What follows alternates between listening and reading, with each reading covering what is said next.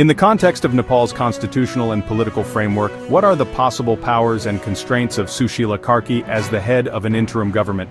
Sushila Karki, former Chief Justice of Nepal, serve as an interim Prime Minister. Her powers and limitations would not be exactly the same as those of a regular politically elected PM. Instead, they would be shaped by Nepal's constitution, political consensus, and the specific mandate of the interim setup. Powers of Sushila Karki as interim Prime Minister. She would lead the Council of Ministers and exercise executive powers under the Constitution of Nepal.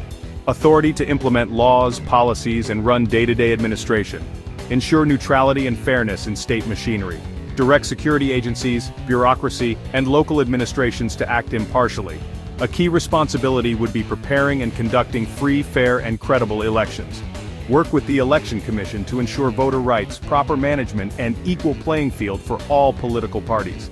As a nonpartisan figure, former CJ, she could act as a balancing force among competing political factions. Could push for governance reforms and maintain checks on misuse of power during transition. Could make urgent administrative, security, and financial decisions necessary for maintaining law and order until a new elected government takes over. Limitations of Sushila Karki as interim Prime Minister. Her government would not have the authority to make long-term policy decisions or introduce sweeping structural reforms. Its role would primarily be transitional and election-focused, not agenda-driven. She cannot dissolve or amend constitutional provisions. Lawmaking authority rests with Parliament. The interim cabinet can only issue necessary ordinances, and even those need eventual parliamentary approval. Unlike an elected PM, she would lack direct democratic legitimacy. This can limit her moral and political authority in controversial decisions. As a former Chief Justice, she carries a reputation for rule of law and neutrality. But politics is messier. She might face accusations of bias if any decisions favor or hurt certain parties or Gen Z movements.